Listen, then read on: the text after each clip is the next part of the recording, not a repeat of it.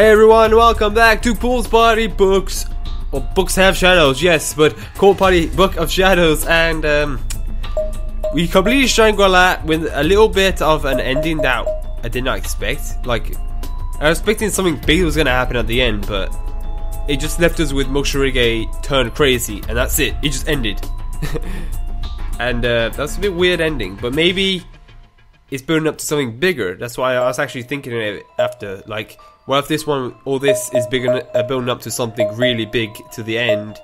So we'll see anyway in MIRE. So I thought, wait, why is so many Corpse Party videos where no Danganronpa or anything else?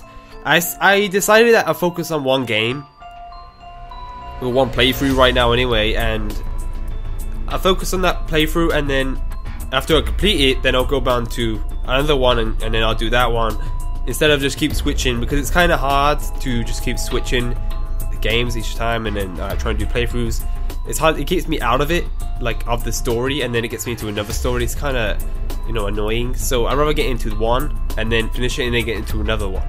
So that's what I'm going to do right now. I'm going to try and beat Book of Shadows before I do anything else, and maybe I'll go with Danganronpa and try and beat Danganronpa, and then maybe I'll see what I'll do from there. So anyway, let's jump into, what is it now? That's chapter 6, is it? 6, yep. So there's 7 chapters total. Tooth. Tooth is the last one. Chapter 6, MIRE. Let's see what happens in this one.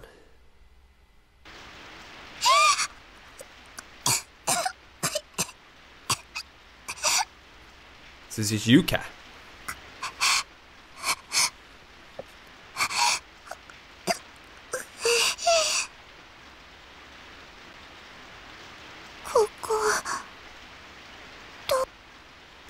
The first thing I saw when I opened my eyes was a ceiling of a dark, gloomy room with flickering, uncovered light bulbs. The random bursts of light that shone were so dim that they only just barely lit up the wood grain on the ceiling enough to see patterns in it.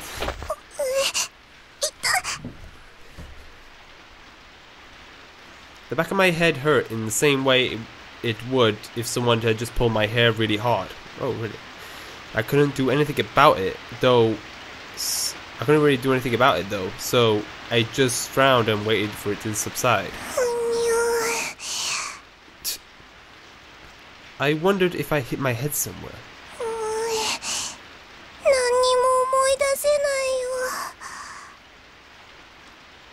I suddenly realized that my feet weren't touching the ground, and there was a cold sensation all along my back. I must have been lying down on a hard surface. I tried to move, but both my arms and legs had gone to sleep, and they wouldn't budge. It doesn't sound good. I just have to keep lying here until I woke up. I gave up on moving and instead just stared up at the gloomy ceiling again.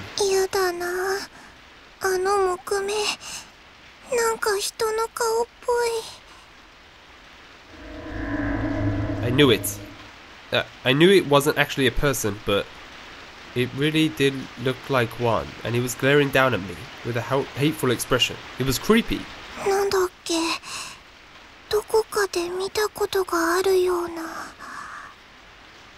Oh, that was it.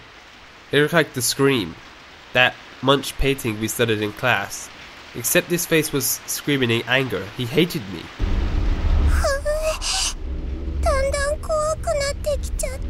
Look at this man.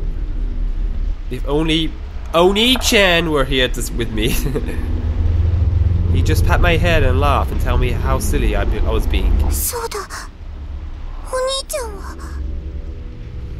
was still a little disoriented, but I turned and twisted my head as best I could.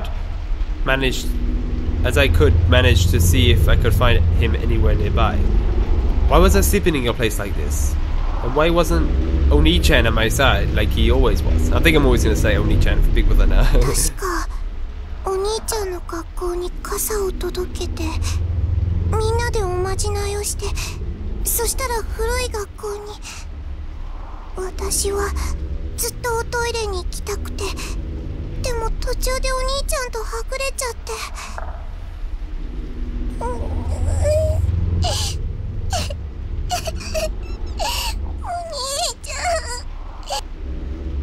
Why were we in this school to begin with? Maybe the charm failed and this was our punishment. Maybe I was the one who messed it up. I probably shouldn't even have been here. They've been there. And if I had asked him to help me try to find a bathroom, we wouldn't be separated right now. I should have just held his hand and not let go. Could have lasted a little longer without peeing. We could just peed on the floor somewhere else, you know? Like, who cares? You don't have to go to the bathroom to wee. Then we'll still be together. 私はどうしたんだっけ。そうだ、やっとトイレを見つけて入ったんだ。そしたら首を吊っている人がたくさん。 So she's explaining everything from the first game, but I don't know. Maybe it's like a different variation of like something happened. Like something happened after that, maybe? I'm not sure. それで驚いて廊下に出てへたり込んじゃって。その後は誰かと話したんだ。確か妹さんとはぐれちゃった人に会ったんだ。It's Kizumi. 一緒にお兄ちゃんを探してくれるって名前はそう刻みゆうやさん。 Oh shit. 痛いよ。なんで体が動かないの。なんで。 Wait a minute. What if this is like I said, it's different, like everything happened in the beginning, but when we found out that Kizumi said, remember I said, no, I'm your big brother. Maybe when he was chasing us, maybe he's captured us. This is a different thing. They said we escaped.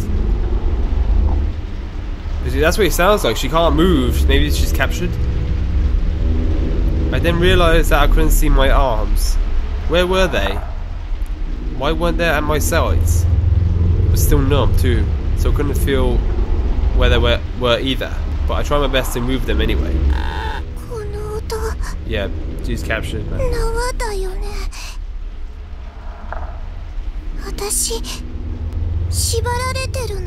This is bad. I thought maybe the reason I couldn't feel my arms or legs and couldn't move is because I was tied up really tight and it was cutting off my circulation.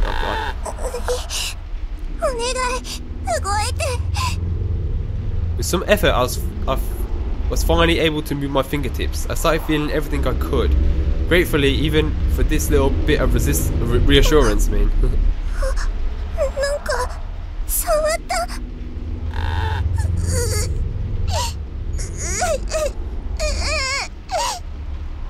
The rope around my wrists had been tied up tight and looped many times over, and with the circulation trickling back into my hands, it was really painful.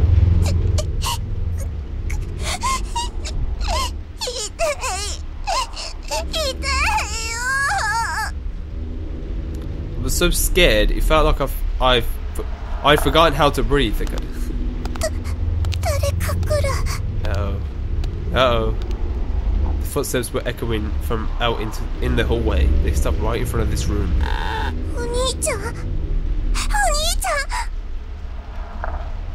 I wriggled in place and screamed as loud as I could.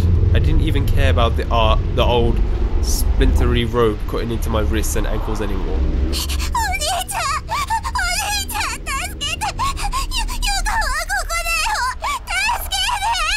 It's not.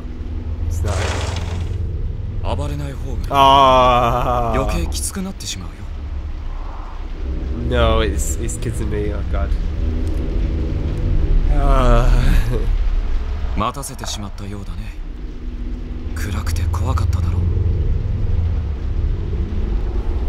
I guess I was right then. Yeah. Episode 6. MIRE.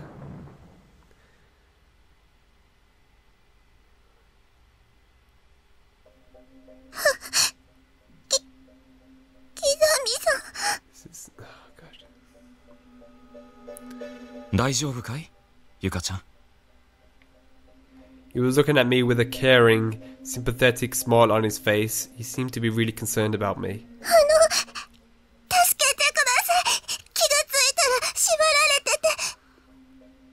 ああ、それは僕が縛ったんだよ。大事な妹ともう二度とはぐれないようにね。 Oh my God. 妹って、君は僕の大事な妹だ。だから僕と離れないようにしっかり縛っておかないと。どうして、キザミさん、嘘でしょ。どうして？君こそ僕の妹なのになぜわからないんだい？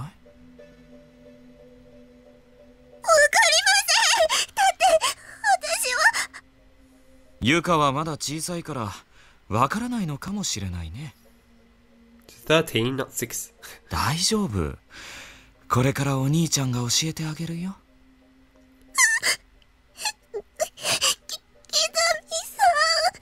僕たち兄弟はこれから分かり合うんだ。 His eyes looked like they were staring far off into far off into the distance, like he was in a trance. 怖いよ、お兄ち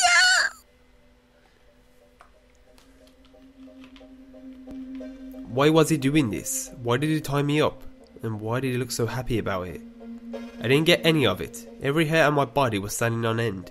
I was terrified. もう逃げられな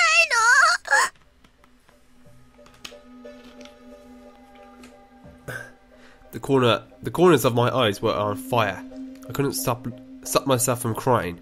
Tears were flowing down my face like a waterfall.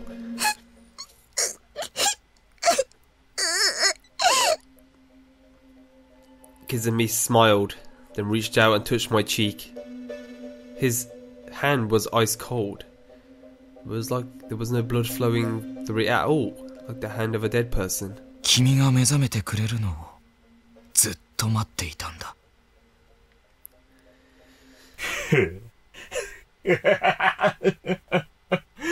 さあ、僕に魂の輝きを見せてくれ。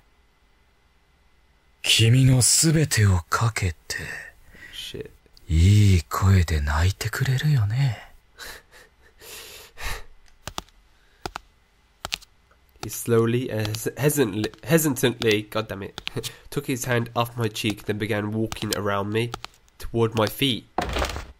Then he gently grabbed my skirt with one hand. Then he drew a knife from his breast pocket with the other. Oh,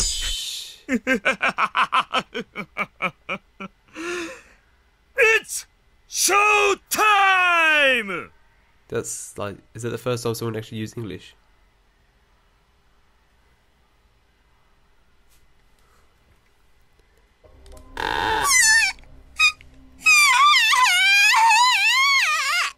Oh God. そう、それだよ。僕が求めていたのはその声、その顔だ。Someone has to save it, right? 恐 Come 怖 on. と絶望が頂点に達したとき、魂は最高の輝きを放つ。それをもっと見たい。それを僕に向けてくれ。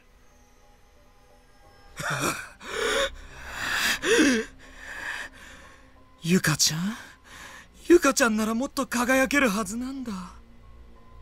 大丈夫。お兄ちゃんが手伝ってあげるよ。鮮血にまみれ、痛みにもがき、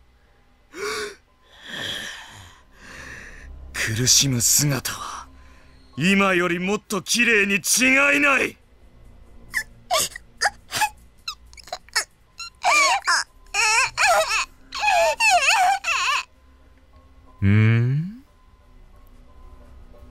どうしたんだい、ゆか。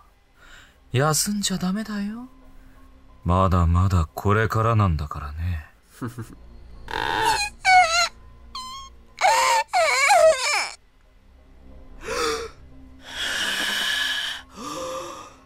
さあ、お兄ちゃんって呼んでごらん。お兄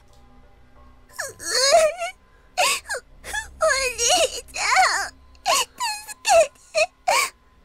お兄ちゃん、助けに来て。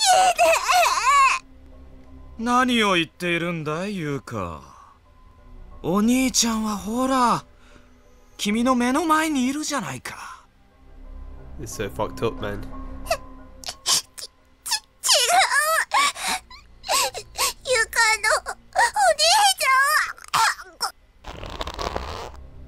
The panic and fear just kept getting more overpowering. I think I was hyperventilating. But Kizumi showed no mercy. Instead, he reached out and grabbed my neck. 本当に生きているウサギはうるさいな。息ができない。なんて細い首なんだ。しなやかで柔らかい。君の頸動脈の太さと頸椎の形がよくわかるよ。なんて戦場的な作りをしているんだ、君の筋は。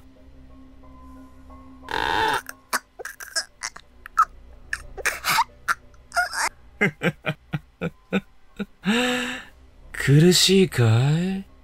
苦しいよね。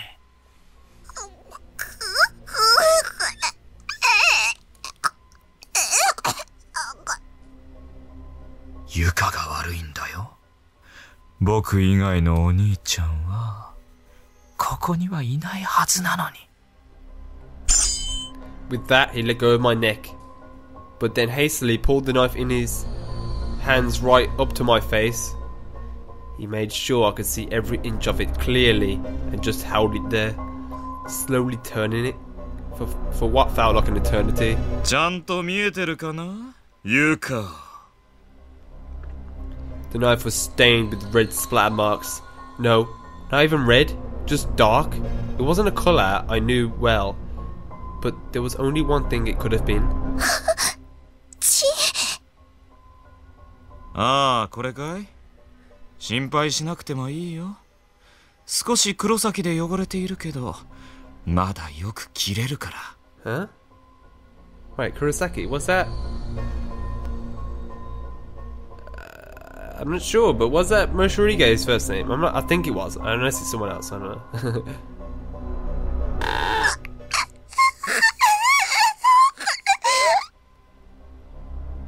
I was shivering so hard I could feel my teeth vibrating. A chill ran through every part of me, as if I was so afraid that it actually lowered my body temperature. Showering coming from inside my mouth was getting louder and louder, to such an extent that I was even getting distracted by it. いい顔だ。僕の妹はいい仕事をする。少し布が邪魔だな。Okay. Okay. Kizumi suddenly tore my uniform, exposing my stomach. なんだこの水風船のようなお腹は。たっぷり内臓が詰まっているじゃないか。It laid the knife blade flat across my belly button, and the sudden sensation of cold metal against my skin sent even more shivers up and down my spine. 痛かったら声を上げていいからね。恥ずかしいことじゃないんだよ。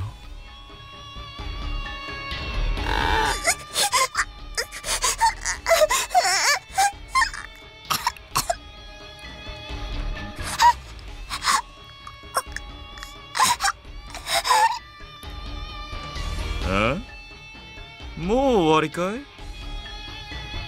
どうしたんだい、ユカ。まさかこれで終わりじゃないだろう。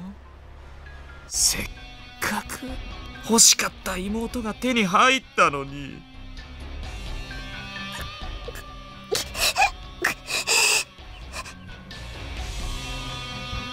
My throat was completely dry. I actually wanted to cry for help, but the walls of my AirPods were sticking together. Breathing was hard enough. 返事はゆか。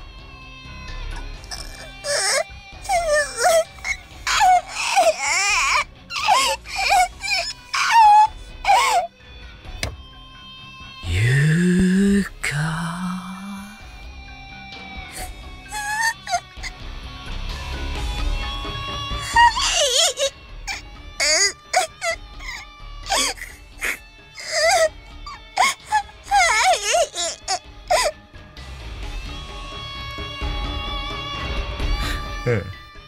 いい子だ。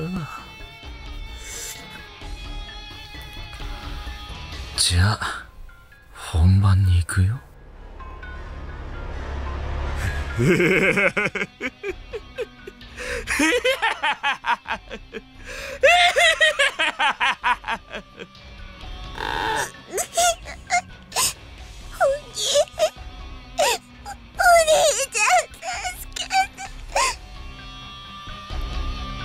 Fear had taken over. I couldn't hold myself back. I knew it wouldn't go over well. I knew it would hurt. But I forced myself to cry out.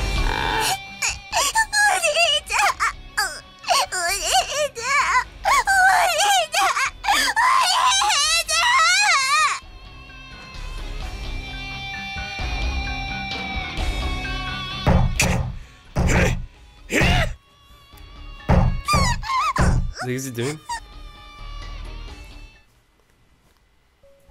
君のお兄ちゃんは僕だろ。謝りなさい、ゆか。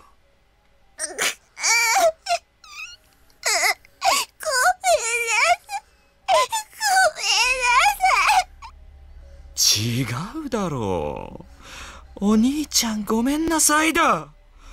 もっと心を込めて。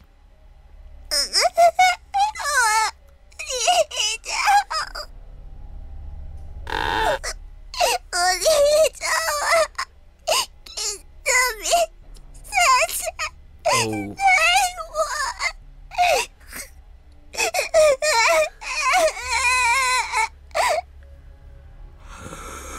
Uh-oh. 僕がお兄ちゃんじゃな。この Oh shit. なんだ、Huh? 今のは気のせいか。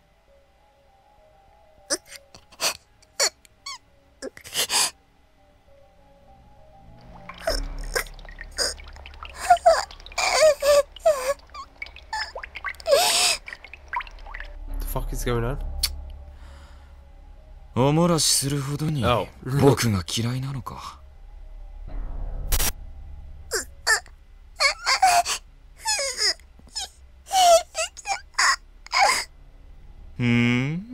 興味深いな。そんな格好になってまで兄貴を呼ぶのか。なんて哀れな。僕の可愛い妹だ。今気持ちよくさせてあげるよ。もうそんな哀れな姿で泣かなくていい。